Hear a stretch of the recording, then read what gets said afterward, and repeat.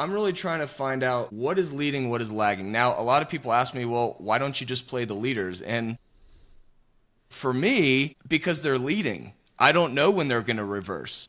Like, they're leading, so I can't really get an idea of when is the status quo going to change. If you're playing a laggard, you know that it's probably going to follow the leader. And so generally what happens is leaders either pull back or they stagnate, and then the laggards start to take over. So like Google is a perfect example of this. If you look at Google and what you do is you use a reference point.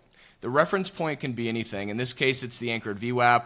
A lot of the time, the market doesn't move in tandem, as perfect tandem as it usually does, but it did during this whole tariff issue, right? So most stocks topped out in February. Some of them topped out late January. Bitcoin was kind of the first one to top out, which isn't shocking because it's generally front running the market depending on which way we're going. That's why I'm also getting a little nervous here because Bitcoin is having trouble holding the 105 level. So I'm just kind of like thinking, okay, well, this is something to consider. Bitcoin pretty much started the party. Tesla, being a very high beta large cap name, was the second one. That was, I think, the 31st of January. So what you do is you go to all of these different stocks and you anchor the VWAP. That anchoring the VWAP means you're measuring what the volume weighted average price was since that reversal. So essentially you can say, okay, when the status quo changed, when buyers started to become sellers, what is the volume weighted average price since that point in time? And by the way, Brian Shannon,